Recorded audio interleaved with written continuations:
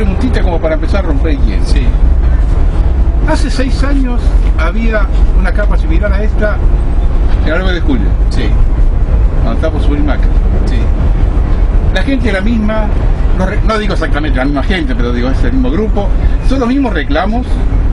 Los reclamos son los de siempre. No, los reclamos en ese tiempo fue el tema de la audiencia con la presidenta Cristina Fernández de Kirchner. Sí.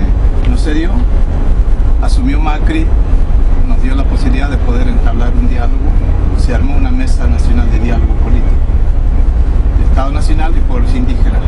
Y desde ahí nace la Mesa Nacional de Diálogo Político a través de una resolución de la Secretaría de Derechos Humanos a nivel nacional. Y de ahí surge la propuesta de los pueblos indígenas de que el Poder Ejecutivo creara un DNU para los pueblos indígenas, de la cual nos negaron porque dice que el DNU es muy complicado, tiene que pasar por el Senado, comisiones. Complicado cuando el que corresponde a ellos hacen uno por día. Entonces no nos dieron el DNU y nos dieron un decreto simple, el 672/16, que es la que originó la convocatoria del pueblo indígena del país en una asamblea general para poder elegir a las autoridades que conduciría el espacio que se llama Consejo Consultivo Participativo de los Pueblos Indígenas de la República Argentina.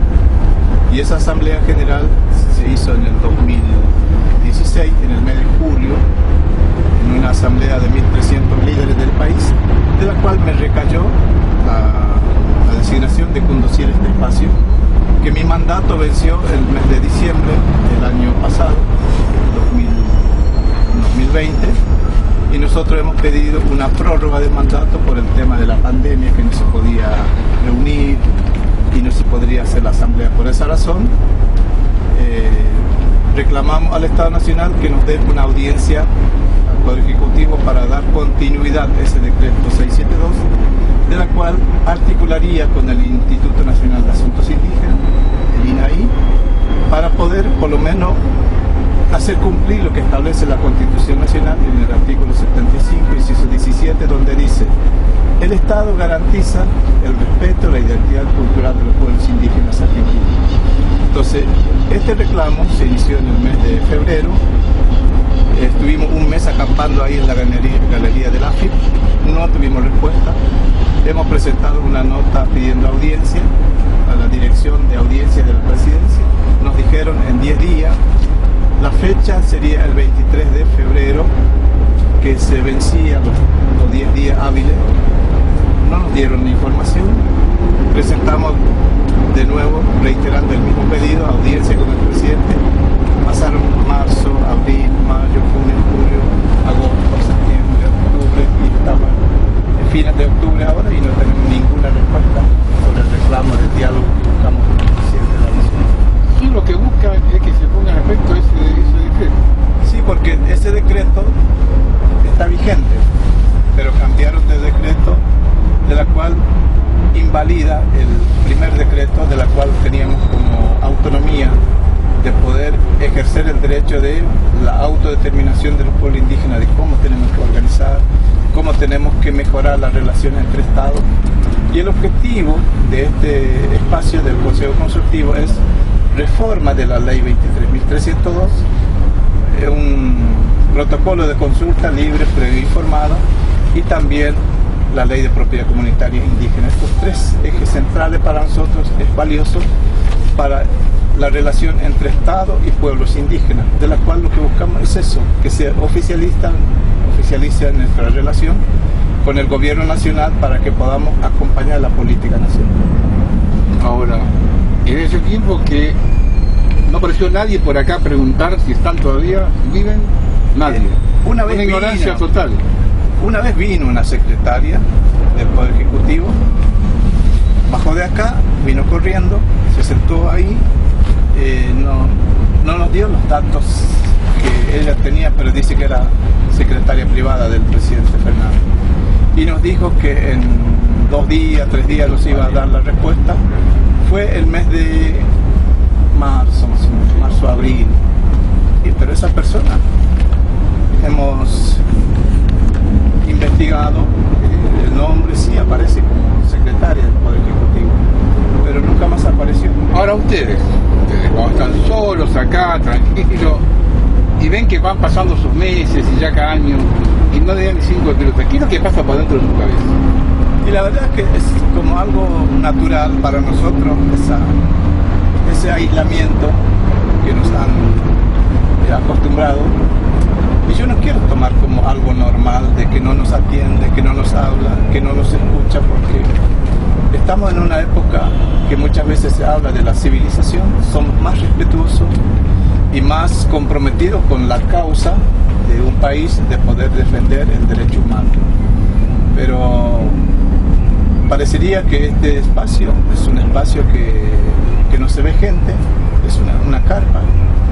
Sin embargo, dentro de esta carpa está una autoridad elegida por el pueblo indígena, de la cual soy yo, presidente del pueblo indígena de la nación, pero no me ven como un sujeto de derecho, me ven como una figura política que me pegan con la figura del expresidente Macri.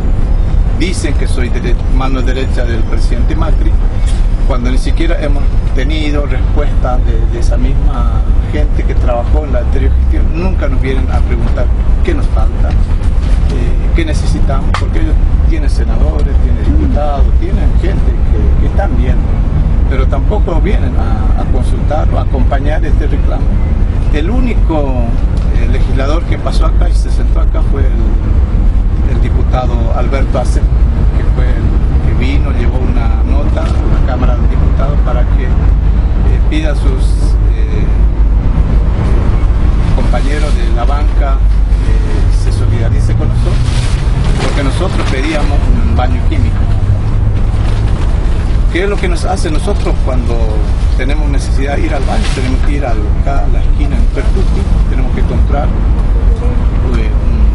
agua de termo o café. Y muchas veces no tenemos esa moneda, entonces ¿qué es lo que hacemos? Tenemos que ir a recorrer, buscar la manera de cómo hacer nuestras necesidades. Esas son cosas que nos pasa día a día. A veces tomamos agua acá los grifos acá, las canillas de la plaza. No sabemos si es potable o no, pero no nos queda. Ahora, Félix, usted debe conocer la historia de estos reclamos con el peronismo, porque en el año 47-48 los levantaron de entregarse medianoche del obelisco, sí. Lo metieron en un tren y se lo llevaron en un tren. Sí, sí. Eso fue en el año 46. Y un año más tarde es la masacre de Ricón Bomba, por el Pilar. que esa es, yo una vez lo discutí con un aviador hace unos cuantos años, sí. Esa es la del bautismo de fuego de la Fuerza Aérea. Sí. Y yo veía, cuando ellos estaban festejando lo de Malvinas, digo, no, ese no es el bautismo de fuego de ustedes. Entonces se engancharon con lo de la Revolución Libertadora, y yo digo, no, el bautismo de fuego de ustedes es la masacre de Ricón Bomba. Sí. Y eso vino a raíz de lo que pasó en Tartagal, en Orán, con Patrón Costa. Sí. Lo reclamo ustedes ya viene de mucho tiempo sin tener ningún tipo de situación. Y yo cuando me dijo, está la carpa ahí frente al ejército, se manejaron siempre igual. Sí, en general todos se manejan igual. Sí. Ustedes tienen gente, a ver si yo no me equivoco, las comunidades de ustedes todas juntas, son 5 provincias más o menos del norte. No, somos como Formosa, Chaco, Salta, Chaco. Y Jujuy no sé si hay. Sí, sí. ¿Hay Jujuy? Entonces son 2 países para mí. El norte de Santa Fe y Santa Fe, Misiones. Ah, no, Misiones es otra cosa. Sí, está bien. Misiones también. Guaraní. Yo los he visto en Fracán, 2 hermanas. Sí. Tremenda la situación de los yerbateros. Sí. Yo lo he visto en Fracán, 2 hermanas, yo me caí de espalda cuando lo vi hace unos cuantos años. Sí, ahí está una comunidad tremenda. Sí. Donde no hubiesen corriente. Sí, sí hay. Pero después sí, en Chaco, Formosa, en Salta, corriente sí. Hay, pero muy pocas familias son del pueblo guaraní. Y también en la zona de Catamarca hay un grupo, Santiago del Estero. No, de acuerdo, sí. Y después la zona de La Rioja, San Luis. San Luis lo que siempre veo como algo excepcional con ese gobierno de los Rodríguez Sá. ¿Por qué? Porque en esa provincia le da tierra a las comunidades Huarpe y Ranqueles. En el sur. No, me estoy hablando... ¿En el sur de San Luis? Sí, en el San Luis. sur de San Luis. El presidente le dio un territorio que era del Parque Aconquija, Parque Nacional Aconquija, expropia y le devuelve a la comunidad Huarpe para que sea como la administradora del medio ambiente. Y eso para mí es muy loable lo que ha hecho el gobierno de San Luis, pero el problema es que el gobierno nacional no quiere reconocer y no quiere devolver ese territorio que es del gobierno nacional. Entonces hay una disputa entre provincia y nación que no se ponen de acuerdo y los afectados son las familias indígenas. Usted, te iba a hacer una pregunta sí o sí. ¿Cómo ven el tema mapuche en este momento? Sí, la verdad es que la problemática del pueblo mapuche es distinta que la nuestra, porque los hermanos mapuche fueron criados por los estancieros o colonos de la zona. Entonces tiene una mentalidad mucho más como revolucionaria en cuanto a la forma de pensar, mucha agresividad, mucha violencia, de la cual no compartimos, pero el reclamo en sí estamos de acuerdo, el tema territorio, porque han sido producto de la criminalización de General Roca, han expulsado y se quedaron con las tierras, como el caso de Véneto, que tuvo un conflicto con un líder mapuche que se llama Facundo Johnny Iguala, que yo le acompañé, él estuvo preso. Está preso en Chile. Ahora está preso en Chile, pero el problema cuando tenés algo así fuerte, el reclamo territorial, te crean causas penales, civiles, daño por la propiedad, robo o... Bueno, hay una diferencia muy grande entre cómo están accionando ellos y cómo se mueven ustedes. Sí, es distinto, pero nosotros no podemos hacer lo que ellos hacen. ¿Sabe por qué? Porque en la zona norte se evangelizó, pero creo que el 80% al pueblo indígena, todas las misiones evangélicas. La misión jesuita se instaló en nuestro territorio en el año más o menos 1900. Misión Laicí, misión Tacaglé, Bartolomé de las Casas y otras localidades que fueron manejadas por los jesuitas. Cuando la Iglesia Católica saca la responsabilidad a los jesuitas, dejan abandonados a las comunidades indígenas, y en esos tiempos el decreto nacional, porque en ese territorio era nacional, entonces en el año 55 la provincia es la que administra el territorio provincial. Entonces esos decretos nacionales que fueron cedidos por el gobierno, una comunidad laicí tenía como 40.000 hectáreas y hoy tiene 150 hectáreas. Bartolomé de las Casas tenía 37.000 y hoy tienen 13. ¿Quién compró las hectáreas? No se compra, se le cede. ¿Por qué? Porque el decreto, una vez que se deroga, ya es legal la decisión de un Estado. Entonces, como no tenemos la propiedad de las tierras, ¿por qué? Porque las mismas leyes no garantizan la ocupación de los pueblos indígenas de las tierras que hoy estamos reclamando. En nuestra comunidad, la mía, que se llama Comunidad Hom, Cotae, Napocnanabó, de la provincia de Formosa, fue cedida en el año 1940 por un decreto nacional 10.000 hectáreas. De esas 10.000 hectáreas nos quedó 5.000, de esas 5.000 nos quedó 3.000. ¿Por qué? Porque la titularidad de las tierras estaba a nombre de una asociación civil, y la asociación civil tiene el estatuto que no está de acuerdo con nuestras pautas culturales. Tiene que tener el presidente, el tesorero, el revisor de cuentas, el vocal, y tiene que rendir hacer auditoría cada 2 años y rendir cuentas ante la persona jurídica de la provincia, a ver si los socios pagan sus cuotas al día. Entonces, ¿qué es lo que hace la provincia? La provincia dice, bueno, quédense tranquilos, muchachos, nosotros nos encargaremos de pagar las cuotas de ustedes, pero ustedes nos tienen que dejar de cómo designar a la autoridad. Entonces, esa autoridad designada por el Poder Ejecutivo de la provincia lo manejan políticamente. Ya no es elección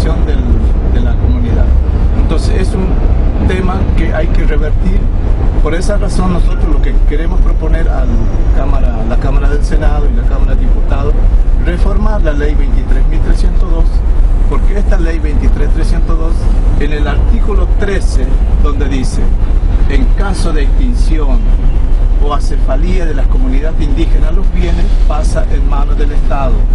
En caso de que abandonen sus tierras, no tendrán derecho a reclamar. Entonces vamos al artículo 75, inciso 17, donde dice, el Estado reconoce y garantiza la propiedad de las tierras que tradicionalmente ocupan. El Estado me dice que soy propietario de esa tierra, pero no tengo el título de propiedad. Y es una gran mentira y somos simples ocupantes. Al ser ocupante, estoy como un capataz, un encargado de una casa ajena.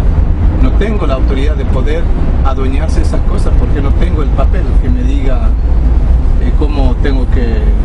Yo hago una pregunta. ¿Usted sabe que en el sur, Lewis se hizo de las tierras comprando tierras que le habían dado a los mapuches? Sí.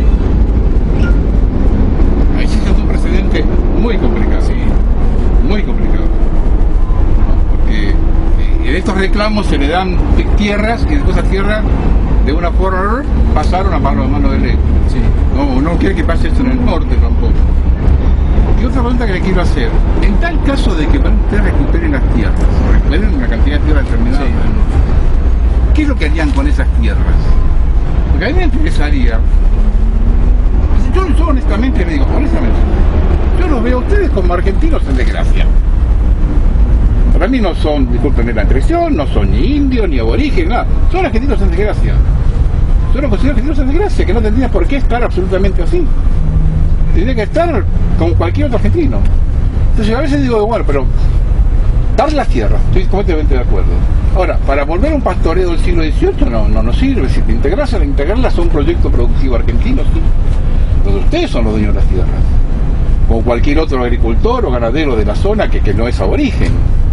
Que tiene tierras y las trabaja y puede entrar en un plan de producción argentina, esto produce tal cosa, y listo. Al margen de que se reserve una cantidad determinada de tierras para su uso personal y ese tipo de cosas así, para tener sus animales. Yo no estoy para nada en contra de lo que sea cultura y idioma, en absoluto. Pero sí digo, bueno, las tierras integrarlas a un proceso productivo con cualquier otro argentino. Digo, para mí, honestamente, digo, son argentinos. Pero una preguntita que tengo las dudas, porque en la Patagonia, al sur de Río Negro, porque al norte de Río Negro las tierras se dividieron de otra forma. Al sur de Río Negro fue una vivada de los ingleses y de cosas más, porque prácticamente no vivía casi nadie, sobre todo la parte de la meseta, así. Muy pocos aborígenes habían salido. Entonces fue fácil para ellos, tierra cuasi vacía, tomar posesión de las tierras en engaños que hicieron acá en Buenos Aires. Porque nadie tenía mapas. Los únicos que tenían mapas eran los ingleses. Entonces venían acá a Buenos Aires y decían, nosotros queremos comprar una tierra que va entre el río A y el río B y la colina A y la colina Z. ¿Y cuánto? Y son 20.000 hectáreas. Bueno, también les daban cosas. Y cuando llegaron los mapas no eran 20.000 hectáreas, eran 200.000 o 300.000. Así se quedaron con la Patagonia. Sí. Pero en el caso de donde están ustedes, en el norte, es diferente, porque siempre hubo una buena cantidad de población originaria ahí. No estaba vacío eso. Entonces, ¿cómo se hizo el latifundio ahí? ¿Cómo que aparece en Formosa o en el Chaco tipo con 30, 40, 50.000 hectáreas? Pues siempre estuvieron ustedes ahí. Eso nunca estuvo vacío. Sí. ¿Cómo se hicieron de las tierras ajenas? ¿Cómo se hizo Patrón Costa de todas esas tierras en el medio de un lugar donde era con esos aborígenes ahí en Tabacal? ¿Cómo se hicieron con esas tierras? Bueno, primero la pregunta, ¿qué haríamos con la tierra? Sí. Nosotros no estamos pensando en la cuestión económica, porque la prioridad de los pueblos indígenas es la vida. El planeta nos mantiene a través de la naturaleza sana, un ambiente sano, donde ahí convivimos diferentes especies, no humanos, insectos, animales, reptiles, pájaros. Entonces, ¿por qué los indígenas no piensan en el tema de lo que es una granja o agrícola a grande escala, ganadería? Porque el indígena no está pensando para destruir el suelo, está para cuidar. Un monte puede estar la medicina, el alimento, la espiritualidad, la materia prima para la construcción del rancho, montones de recursos que se encuentran en el monte. El agua también, hay vidas que necesitan desarrollar a través de su propia naturaleza, el monte, la tierra, el aire.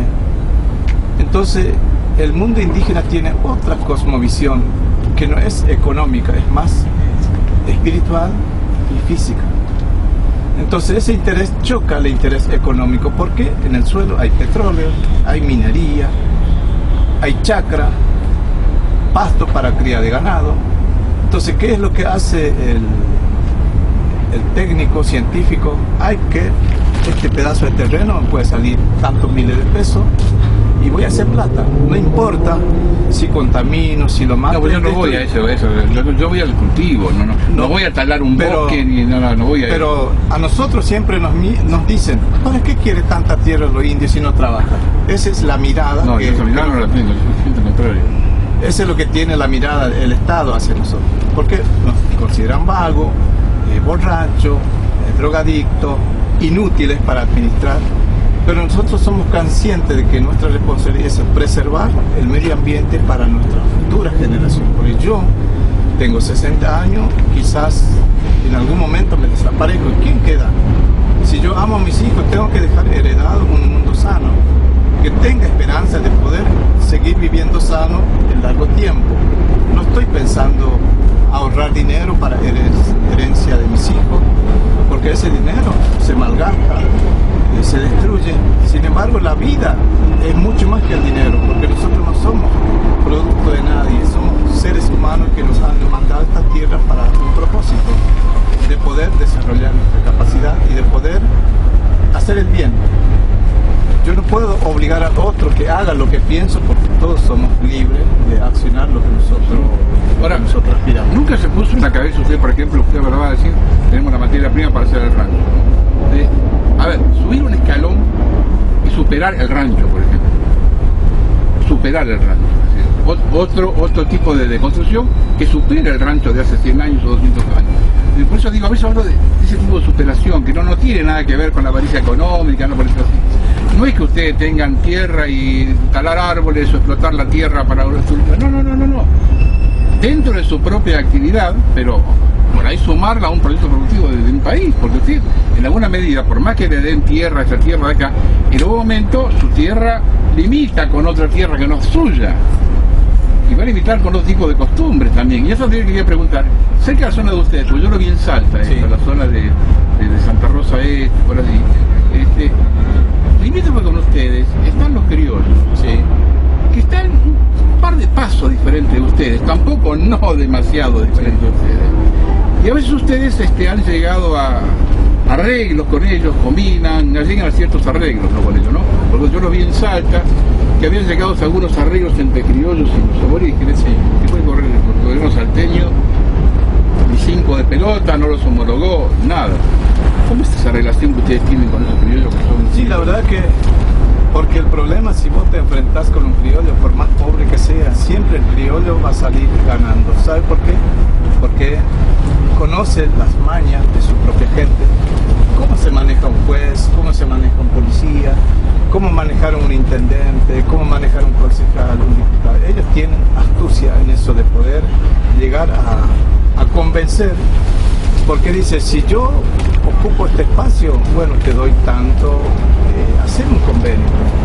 Porque nosotros como comunidad indígena hemos cobijado criollos pobres que no tienen casa, no tienen familia, le damos después alambre. Con solo el hecho de poner alambrado, dice, el Código Civil dice, no se puede cortar el alambre porque es un delito. Entonces el indígena corta el alambre, va preso. ¿Quién lo saca? Nadie. No tiene abogado, no tiene plata, no tiene asesor. Entonces mejor que el criollo avance que ir preso un indígena. Entonces esa dificultad que tenemos no es ahora, venimos arrastrando desde muchos años, porque la viví en carne propia. A mí me han intentado matar 4 veces contrataron sicarios para que me eliminara físicamente. Por suerte estoy acá hablando de este tema con ustedes. Sí, sabes, sí, decía el hombre, sabían de dónde venía la Entonces, el origen del mal es el territorio. ¿Por qué? Porque nosotros le damos como una mirada a la tierra que es nuestra propia vida. ¿Por qué? Porque cuando nosotros nos morimos volvemos el mismo seno de nuestra madre tierra, que es lo que nos va a cobijar siempre. Porque desde ahí salimos. Entonces esta mirada que tenemos es chocante con el interés económico. ¿Por qué? Porque el otro dice, bueno, te doy un terreno de 10 por 30 por tantos pesos. Entonces el criollo o le das un terreno y lo primero que hace es vender, alquilar para producir, para que sea económicamente ventajoso y pueda ir a mandar a sus hijos a estudiar en las mejores universidades. Cuando vuelve este chico, un médico, un abogado, un ingeniero, un antropólogo, y se va ampliando su alambre. Nosotros no tenemos ni siquiera un hijo que mandamos a las mejores universidades. ¿Y usted no se les ocurrió algún día hacer un trabajo en estrategia de penetración y mandar gente a estudiar para tener alguna camadita de profesionales? Yo de mi parte, en el año 2013 hice convenio con la Universidad del Nordeste, del Litoral, en Corrientes.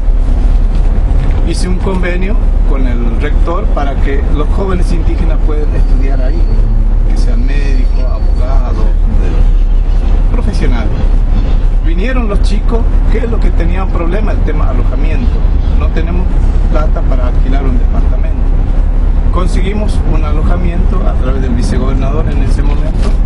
Les dio un edificio, cocina, baño, cama, todo. Pero ahora la comida. Y después, en la universidad, le dan tarea a los chicos y tienen que sacar copias, papeles, y no tienen con qué. ¿Por qué? Porque no tienen computadora.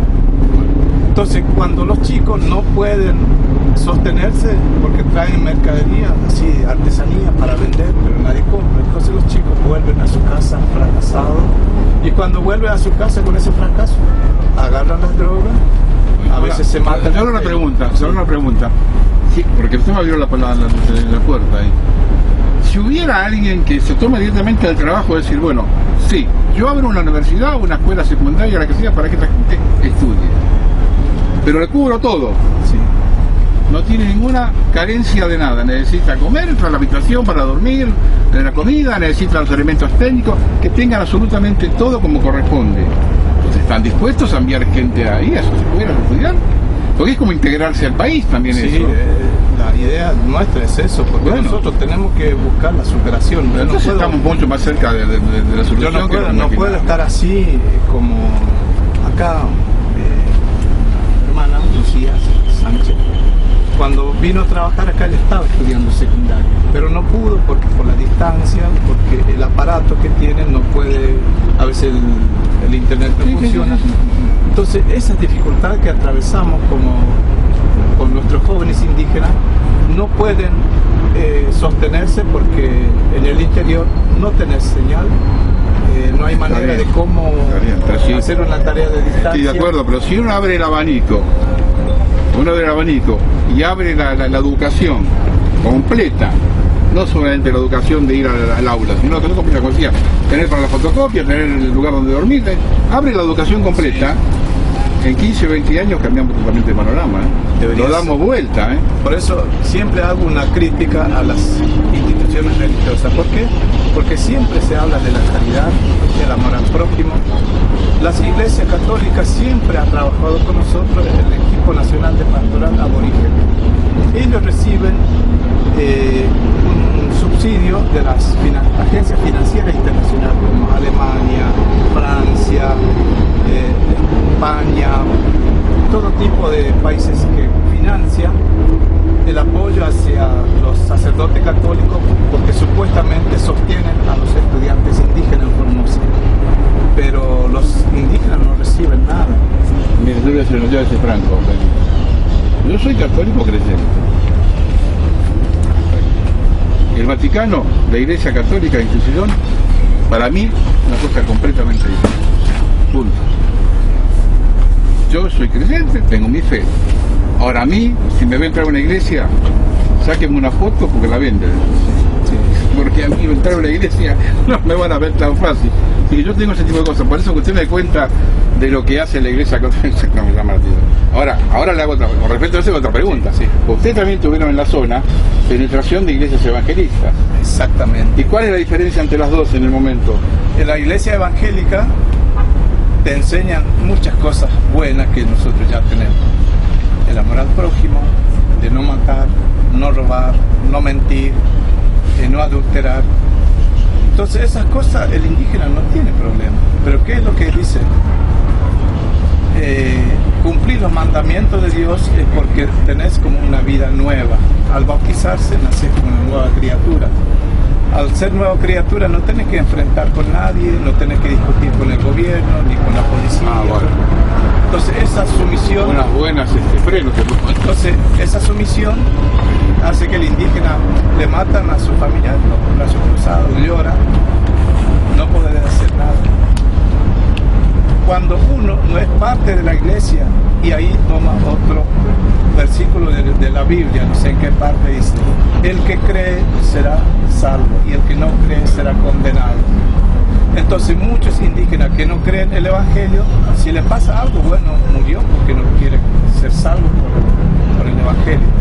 Entonces la gente está obligada a ser parte de esa religión para salvarse, porque ahí puedes ir al hospital, ir a curarse. Es un chantaje, ¿no? Por eso, esa como decisión política del Estado, porque esto, la mayoría de las iglesias tienen relación con los gobiernos. No importa de qué partido, pero tienen una relación. ¿Por qué? Porque son como nuestros interlocutores ante el Estado. ¿Por qué? Porque los misioneros de aquel tiempo son los que hablaban con los gobernadores para que pidan al Estado para que le den DNI a los indígenas. En el año 47 recién se hizo una ley de amnistía en nuestra provincia y de ahí dicen los pueblos indígenas, gracias al general Perón tengo documento, gracias al general Perón puedo ir al servicio militar, gracias al general Perón me dio la tierra. Sí, pero el general Perón porque lo sacó cagando de Plaza de Mayo. Entonces, por desconocimiento, el indígena, por desconocimiento de los actos del general Perón, agradece y valora ese general.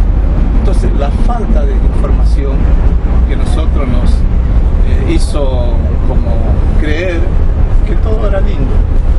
Cuando salgo de mi territorio empiezo a informarme y veo las cosas, las dificultades que tenemos, empiezo a hablar del tema y a mí me miran mal, porque me dice que soy anticristiano, antidemocrático, soy antiblanco, soy... A mí cuando me dicen anticristiano, antidemocrático, yo me río y le digo gracias. Que la democracia nos llegó hasta acá a nosotros.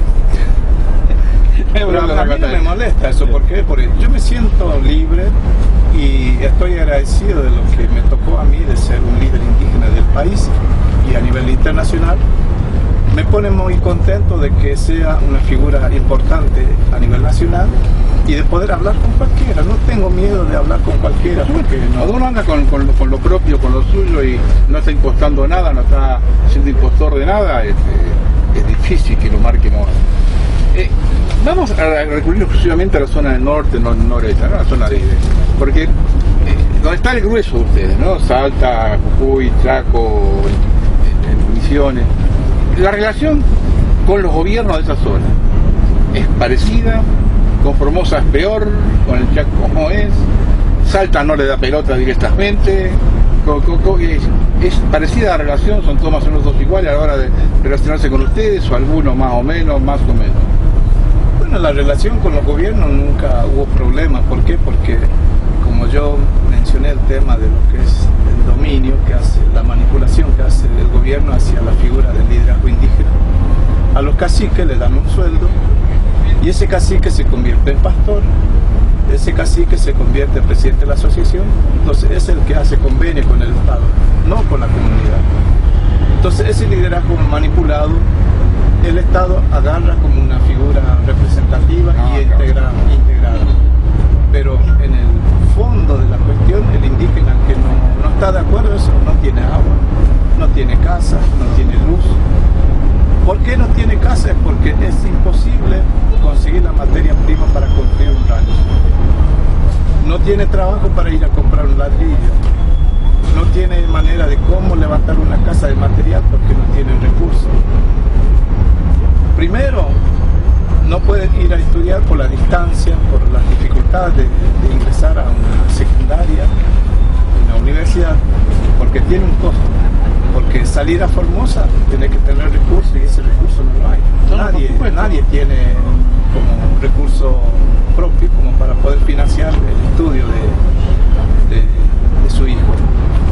Yo estoy agradecido de ese contrato que hice con la Universidad Nacional Nordeste del Litoral. Hay una hermana wichí que se llama Sandra Toribio, que le falta 2 años para recibirse como enfermera universitaria, wichí de la zona oeste de Formosa. Su papá es enfermero, por lo tanto pudo sostener la educación de su hija, y agradecido porque cuando yo logré el espacio donde podría alojar los estudiantes fue una gestión mía, pero nunca agarré eso para decir yo hice tal cosa. Lo importante es que pudo hacer algo y puede ser útil para esa joven que quiere superar, y lo ha hecho y lo ha demostrado sin que yo le diga qué es lo que tiene que hacer, y eso para mí es un logro muy importante como líder indígena. Sí, me sentí como medio orgulloso de esa mujer que está por recibirse. Imagínense si vez de una fueran unos cuantos. Sí. Pero claro, las condiciones están, faltan que estos altorrontes que nos gobiernan y son otros otros. Sí, sí. Yo no sabía, honestamente, digo, me entero ahora, que porque tuve esa reunión con Macri lo había quedado pegado por Macri. Eso son excusas. Sí, son excusas, no son... Son excusas. No son como... Porque yo lo vi aquella vez con Macri, al lado estaba la Bolorov, que yo tampoco tengo mi duda, la chica esta de Mopuche, que ella también tiene apellido ucraniano, pero yo nunca lo vi a usted como una persona que... Porque estaba con Macri en ese momento... Está con Macri porque en ese momento Macri era el presidente y fue el que lo llamó. Claro. Uno tampoco puede decirle, no, yo no voy. No. Si hay que hablar con Alberto, hay que hablar. Hay que hablar, ni que esté, hay que hablar. Cualquiera. Bueno, pero después fíjese la bajeza de esta gente, no, yo no hablo con usted porque usted es Macri. Pero si usted fuera macrista no estaría donde está, ¿no?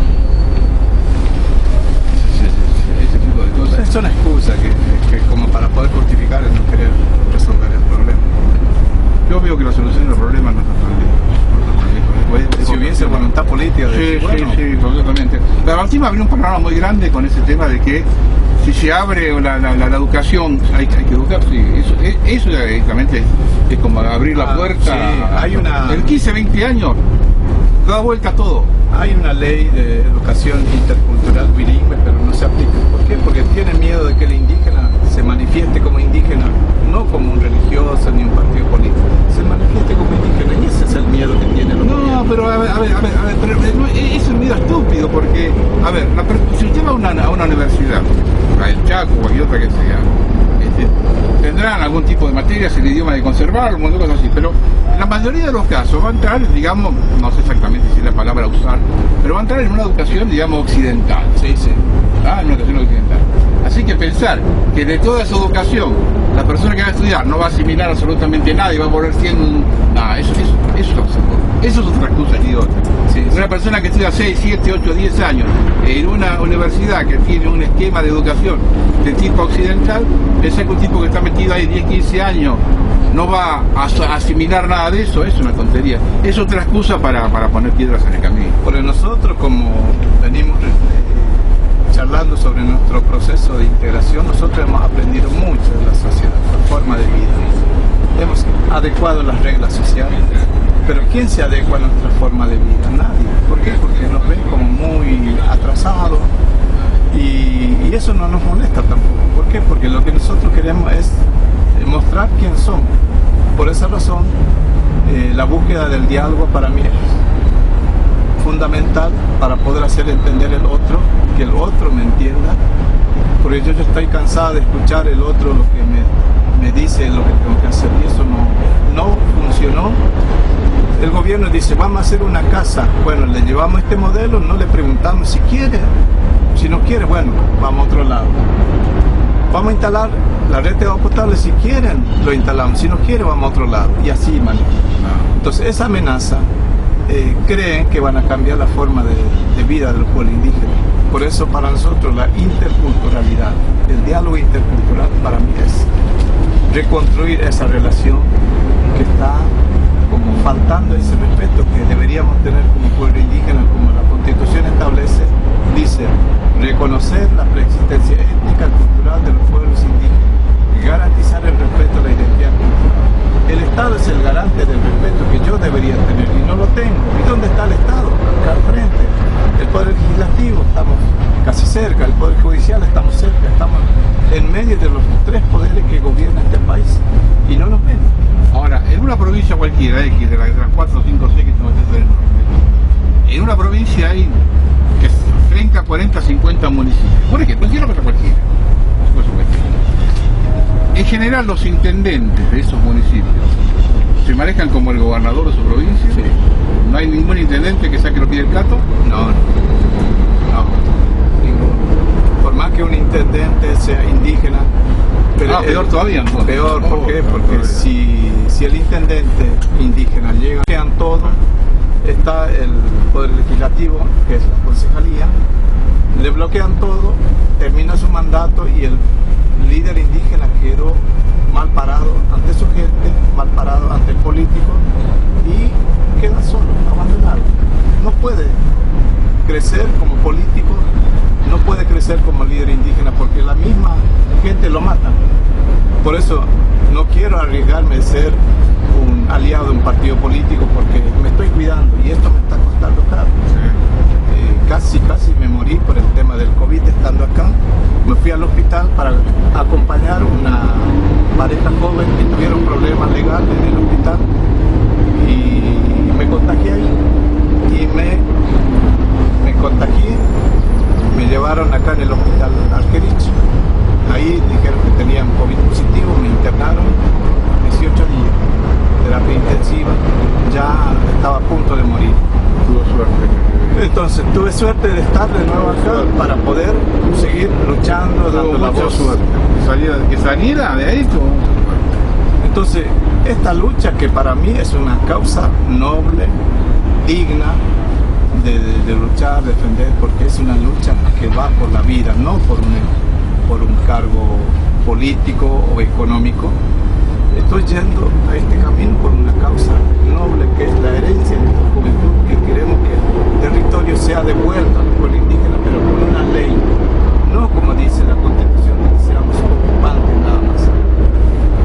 Y otra pregunta, ustedes ahí, sobre todo en la zona de Formosa, en el Salta y en Misiones, están sobre la frontera norte, Sí, y ahí pasa la frontera narco. sí, narco, contrabando. Contrabando y narco. De todo. Y ustedes ahí la ven cerca. Sí, sí, ¿no? ¿E influye eso en ustedes? Mucho.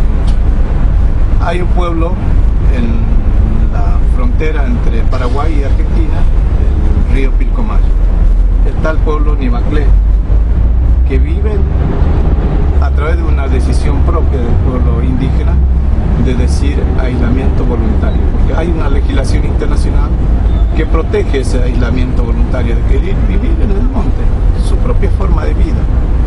Pero con el proceso del tiempo, todos los campos privados no se puede cruzar porque está el aligeo, está el contrabando, entonces el indígena no puede cruzar ese campo, lo matan.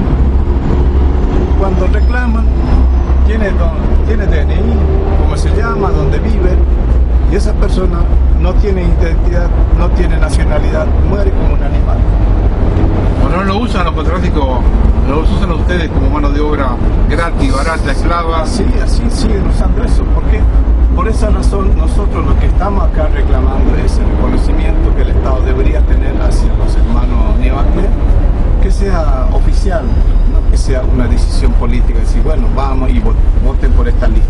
No queremos ese negocio, queremos que apliquen las leyes como corresponde para que nuestra gente tenga esa seguridad jurídica de tener un territorio, tener documentos. Tengo un nieto de 21 años y no tiene documentos. Nació el 25 de mayo del 2000. ¿De dónde nació? Ahí, en mi comunidad. Llevaron al hospital, tiene un certificado médico de nacimiento en el hospital. ¿Pero es en un hospital? Nació en un ¿Y cómo hospital. tiene documentos si nació en un hospital?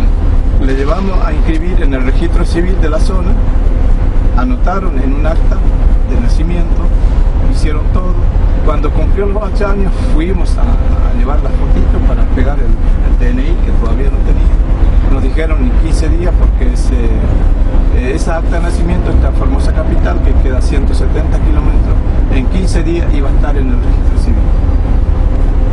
Llegamos en el registro civil, justo muere la delegada del registro civil y con ese trámite pasó 1 año, 2 años. Venimos acá en el 2010, en Acampe, el 9 de julio. En el momento estaba el ministro Randazzo, nos autorizó para que nos haga el DNI inmediatamente. En un día tuvimos ya los DNI digitales. Entonces nosotros queríamos aprovechar para anotar a mi nieto. Pero ¿qué es lo que dice la gente de Buenos Aires? Dice, no, los padres tienen que cambiar su domicilio acá en Buenos Aires y ahí podemos hacer la partida de nacimiento. ¿Por qué? Porque mandan a Formosa, porque el que hace la partida de nacimiento en la provincia. Entonces, volvimos a Formosa, se volvió a anotar en el registro civil de Laguna Blanca el pueblo del gobernador Ifra. Le dieron una constancia de inscripción, pasaron años y hasta hoy. Volvimos a reiterar ese pedido en el año 2018, una constancia, lo mismo. ¿Por qué? Porque se está investigando si esa persona tiene otro domicilio en otro país o otra provincia. Entonces hasta ahora no tiene DNI. Eso es lo que me produce mucha Eso buscarle la cara al huevo, eso. Pero son decisiones políticas. Sí, eso sí es política. Entonces, este gobernador que está, Gilles Defra, lo estuvo siempre, desde que cayó su hito, así que 35 años que está. Entonces, este gobierno nacional lo toma como modelo. Sí, es un modelo. Y mira lo Bueno, que sí, hace. no es el modelo, porque esto es más o menos igual, anda por ahí. Es el modelo. Te agradezco. Gracias por favor. Por su tiempo de, no, que de escuchar y de poder me interesar. enteré unas cosas que no sabía y vamos a ver si lo editamos hoy, si lo ponemos mañana pasado. Mató la moto, podemos cerrar de vuelta y Sí. ¿sabes qué? Puede ser una pregunta de panorama internacional, a ver qué visión tiene Félix Díaz de lo que está pasando a nivel internacional. No solo, se quedaron muy nacional, Sí. a ver qué visión hay de eso. Y una preguntita también, tema mapuche, que lo tocaste, Sí. y que reconociste el reclamo de las tierras. ¿Vos no notás una diferencia entre... Vos sos presidente del Consejo Participativo Sí. Indígena de la República Argentina? O sea, noto, digamos, en todo lo que sos vos como Félix Díaz, un reconocimiento al Estado argentino. No noto lo mismo de lo que es el pueblo mapuche. Sí. ¿Hay una salvedad en eso que quieras acotar? Yo estuve varias veces en Neuquén, en Chubut, yo lo conozco. No son muchos los que están haciendo esto. Yo conozco Son- muchos sí, mapuches sí. que están trabajando tranquilamente en hoteles, en restaurantes, algunos tienen emprendimientos propios, estudian en la facultad. No son tantos los que están haciendo lo que lo hacen. Hay una diferencia entre nosotros con algunos hermanos mapuche, porque hay algunos que se formaron en Cuba, en Venezuela, después está Colombia. Hay indicios que la FARC prepararon a algunos de los que están Sí. en Chile en ese momento. Y después en México con los zapatistas. También hay. Entonces, esa idea revolucionaria de armar y ser autónomo fuera del Estado, no comparto. ¿Por qué? Porque el Estado se constituyó a través de una organización de los ciudadanos civiles que eligieron este camino de tener un país independiente. Este Estado argentino es el que te da el DNI, es el que te da el aval sobre la administración de las tierras, es el que te da la personería jurídica, es el que te da el derecho a tener el respeto. El Estado no cumple esa función como garante del respeto que deberíamos tener, pero nosotros somos parte de este país. No me considero primero argentino, me considero indígena, luego argentino, tercero formoseño. ¿Por qué me considero primero indígena? Porque soy hijo de esta tierra. Luego me impusieron mi nacionalidad, me impusieron mi DNI y me impusieron mi nombre, me impusieron muchas cosas que estoy de acuerdo Ahora, lo que no estoy de acuerdo, me quieren como aconsejar cómo tengo que conducir. En Estados Unidos hemos conocido a un hermano apache que fue como, ¿cómo se llama esta cargo que tiene que cumple en las Naciones Unidas? Vino a la Argentina, se fue a nuestro territorio, se llama James Anaya, el hermano apache, un indígena, que los indígenas de Estados Unidos ganaron ese respeto porque sus hijos se formaron en las mejores universidades, se prepararon para poder discutir de igual a igual con los políticos, con los jueces, con la ciudadanía, y ganaron ese respeto porque ellos mismos usan la arma del blanco para discutir de igual a igual. Y eso no lo tenemos en Argentina. En Canadá pasa lo mismo. Los indígenas son más respetados porque ellos ganaron la lucha a través del diálogo. Formación profesional de los indígenas como para discutir todas las partes técnicas de documentos que se elaboran. Y en otros países no tenemos ejemplo. En Bolivia los indígenas emigran a Buenos Aires, viven en las villas, algunos están bien, mucho en Rosario, algunos están bien y otros peor, pero están. Perú pasa lo mismo. Paraguay es más peor que nosotros porque ahí no hay una política que integra al pueblo indígena. Todos los días mueren indígenas porque no tienen manera de cómo demostrar el derecho que tienen. ¿Por qué? Porque el indígena, cuando no sabe cómo salir, muchas veces nos cruza nuestra mente: bueno, mátenme, ¿qué quieren? Mátenme. Porque eso es como ya no sabe cómo salir del problema, entonces lo único que quiere es morir, para no estar viendo los problemas que sufre su gente. Ahora, en la mayor de las angustias, cuando son totalmente olvidados, repudiados y encima engañados, en el peor de los desengaños, nunca se les ocurrió independizarse, hacer un país aparte. No. Eso es la diferencia de los mapuches. Nosotros, lo que nosotros queremos, autonomía, pero dentro de las reglas del Estado. Claro, porque yo quiero administrar mi comunidad con mi propia forma de vida, que me respete la autoridad que tengo, dialogar con el intendente, con el gobernador, con los diputados, pero que me respete mi jurisdicción como indígena. Que ellos no hagan su política dentro de mi territorio. A ver, hay un derecho de la gente que está ahí determinada, y no solamente el caso de ustedes, porque yo veo cuando en Jujuy de golpe se declaró Patrimonio de la Humanidad, ha empezado a pasar, y ahí han pasado por gente que hacía 200 años que vivían ahí, 100 años, sí. El abuelo, bisabuelo, el tatarabuelo, y como no tenían título de propiedad, le sacaron la vivienda a patadas en la quebrada de Humahuaca, en Tilcara, se pasó muchísimo eso. Y ahí el Estado estuvo totalmente ausente. Santiago del Estero pasó también cuando iban a analizar para ampliar la onda económica de la soja. Un montón de gente que hacía 100 años, 200 que vivían ahí. Yo me crié acá, vivió mi abuelo, mi tatarabuelo, y le sacaban la tierra de un plumazo. Y Macri anduvo mucho con eso, con los bosques salteños, estuvo metido con algunos, en el desmonte y un montón de cosas más. Pero no es que ahora o en esa época, siempre estuvieron, sí. No hay diferencia, siempre están y van a estar siempre, porque ellos son los que tienen poder económico, hacen lo que quieren.